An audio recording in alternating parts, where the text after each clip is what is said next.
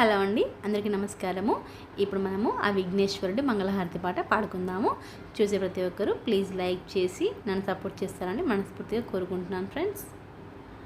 విఘ్నాలు తొలగించి విజయాలు కలిగించు విఘ్నేశ్వరునికిదే జయమంగళం.